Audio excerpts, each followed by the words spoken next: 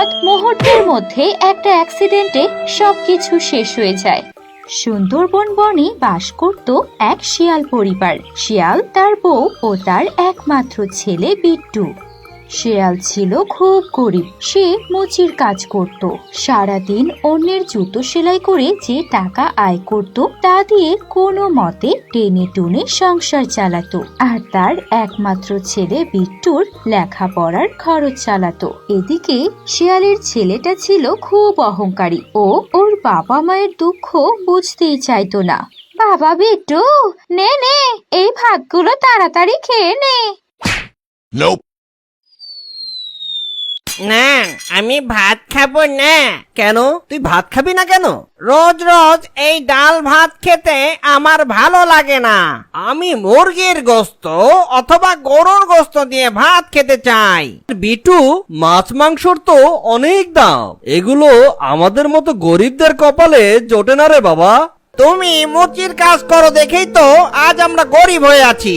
আমি আমার একটা শখও তোমার কারণে পূরণ করতে পারি না। তোমাকে বাবা বলে পরিচয় দিতে আমার ঘৃণা হয়। বিট্টু, যাস নে বাবা, যাস নে, মায়ের কথা শোন। ওগো, ছেলেটা তো না খেয়ে চলে গেল। তুমি কাল একটু গরুর মাংস কিনে এনো। ছেলেটাকে শান্তি মতো গোস্ত দিয়ে ভাতও খাওয়াতে পারি না। আচ্ছা, দেখি কাল কোনো ব্যবস্থা করতে পারি কিনা। পরের দিন সকালবেলা শিয়াল কাজে বের হয় আর সারা দিন মুচির কাজ করে। বিকেল বেলা শিয়াল একটা মাংসের দোকানে যায়। ও ভাই, 200 টাকার মাংস দাও তো। আরে ভাইয়া, এটা কি বলছো তুমি? 1000 টাকা কেজি মাংস। 200 টাকা নিলে তো 5-6 টুকরার বেশি উঠবে না। যেই কয় টুকরা হয় তুমি আমাকে সেই কয় টুকরাই দাও। আমার কাছে আর কোনো টাকা নেই ভাই। আচ্ছা ঠিক আছে, দিচ্ছি।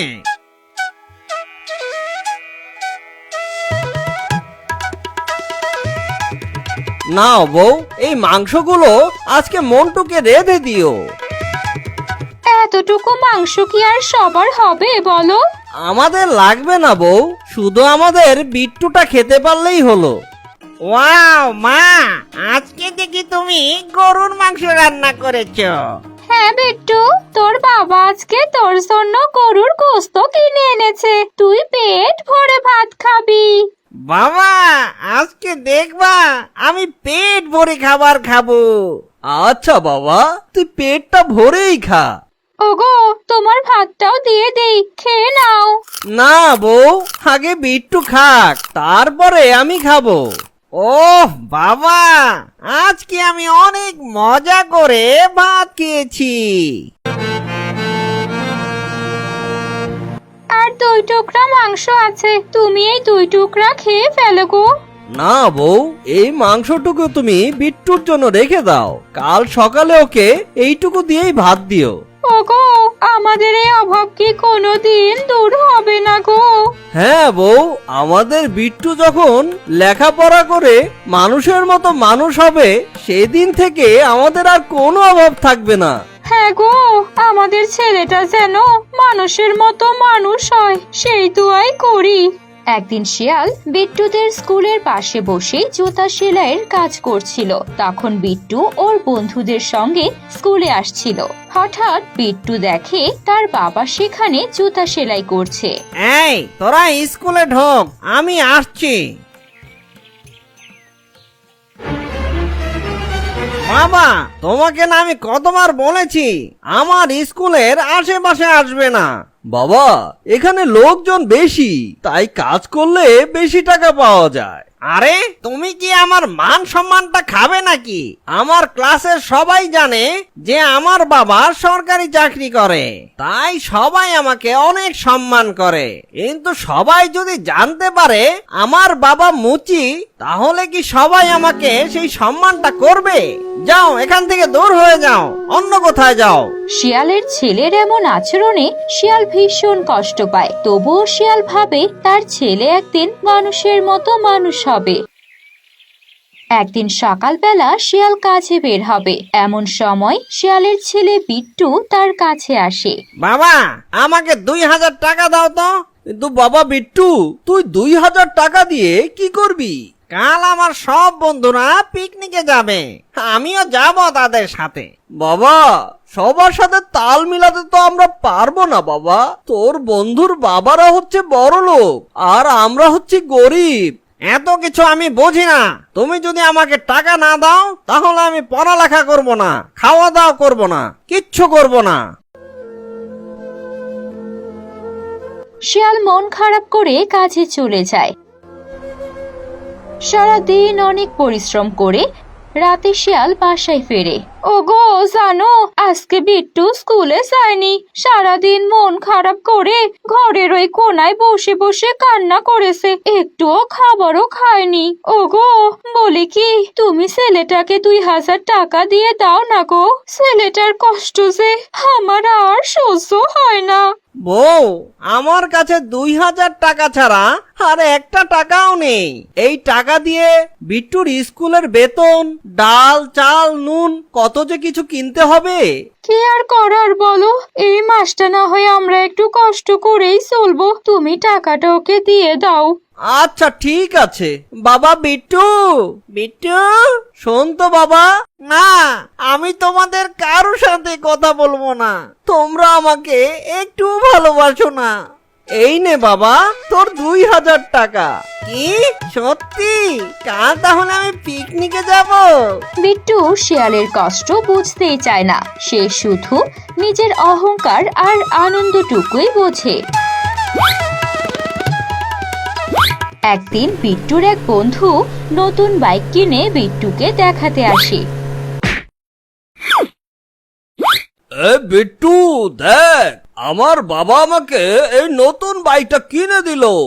বাহ, খুব সুন্দর তো তোর বাইকটা। সুন্দর হবে না? 2 লাখ টাকা দিয়ে এই বাইকটা কিনেছি। তোর বাবা না সরকারি চাকরি করে, তোর বাবাকে বল এমন একটা বাইক কিনে দিতে। আরে বেটা, জানিস না, আবার বাবাকে যদি বলি তাহলে এর চেয়ে দামি বাইক কিনে দিবে।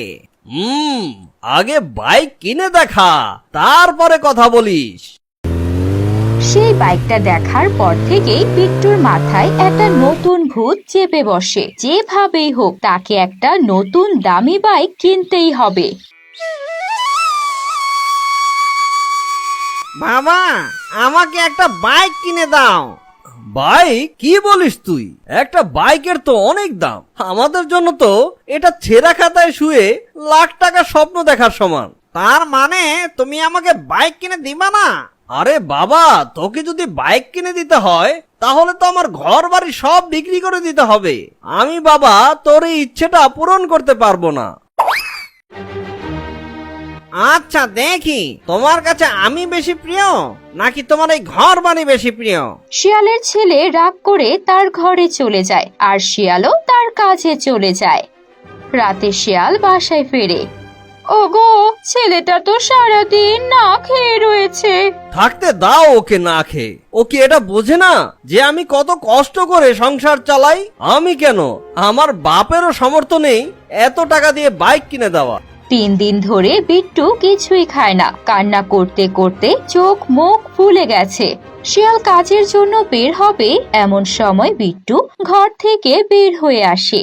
বাবা, তুমি আমাকে শেষবারের মতো বলো, তুমি আমাকে বাইক কিনে দিবা কি না?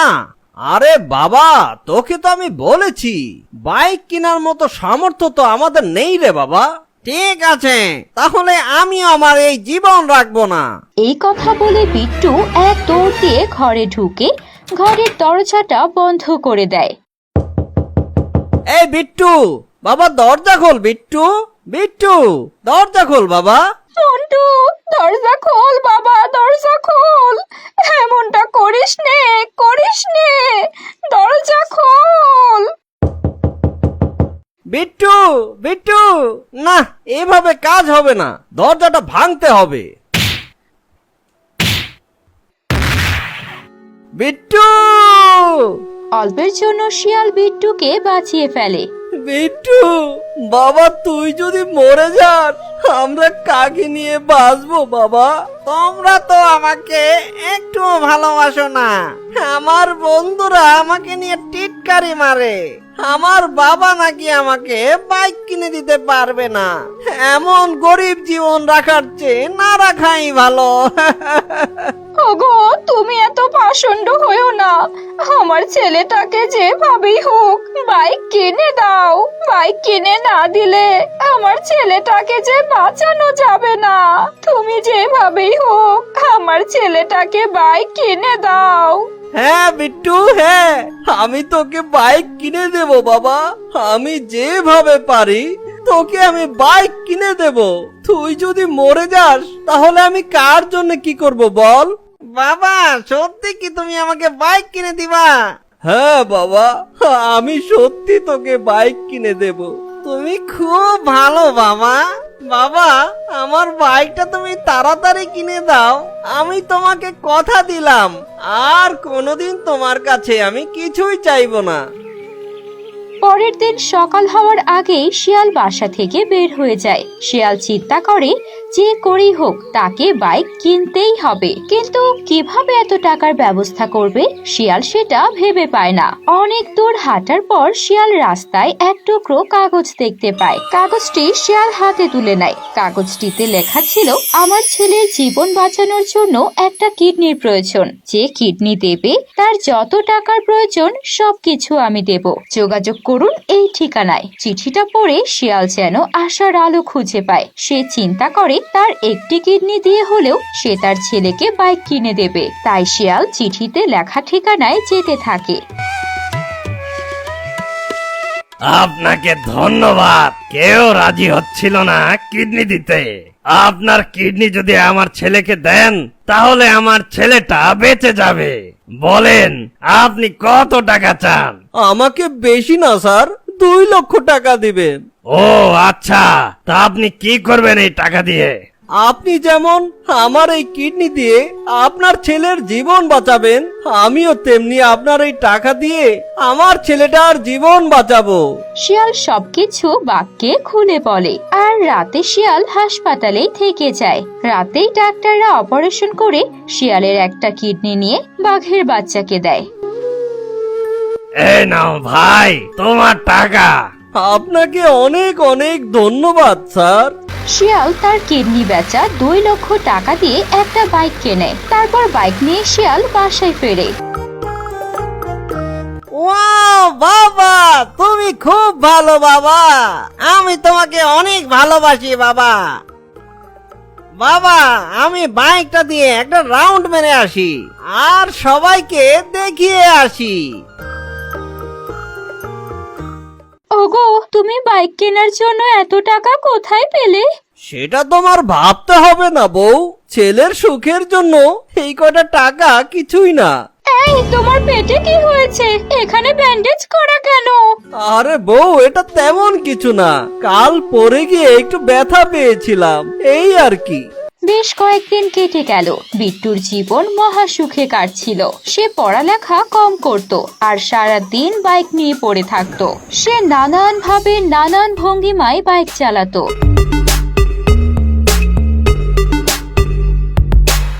বন্ধুদের সাথে অনেক দূরের পথে বাইকে রেস দিত।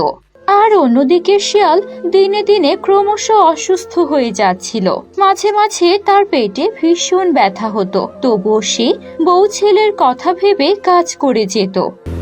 একদিন বিট্টুর সাথে সেই বড়লোক বাঘের দেখা হয়ে যায়। এই তুমি কি সেই শিয়াল মুচির ছেলে না? আরে না আঙ্কেল, আপনার কথা ভুল হচ্ছে। আমার বাবা মুচি না, আমার বাবা তো সরকারি চাকরি করে। আরে ছেলে, তুমি মিথ্যা বলছো কেন?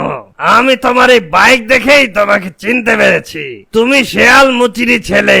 হ্যাঁ আঙ্কেল, আমি সেই শেয়াল মুচির ছেলে, কিন্তু আপনাকে দেখে তো অনেক বড় লোক মনে হচ্ছে।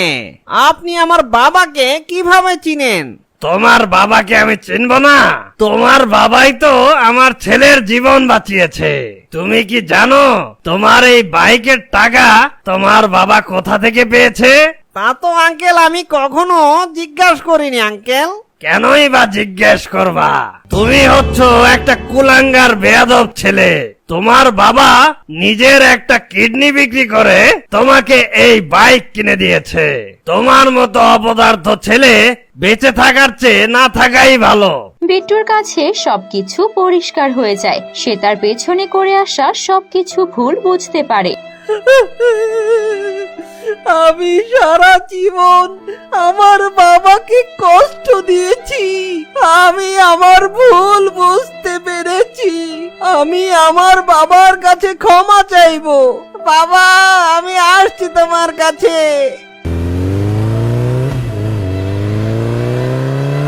বিট্টু বাইক নিয়ে বাড়ির দিকে রওনা হয়। বিট্টু ভাবে আজ সে বাবার পায়ে ধরে ক্ষমা চাইবে। সে তার বাবাকে আর কখনো কষ্ট দেবে না।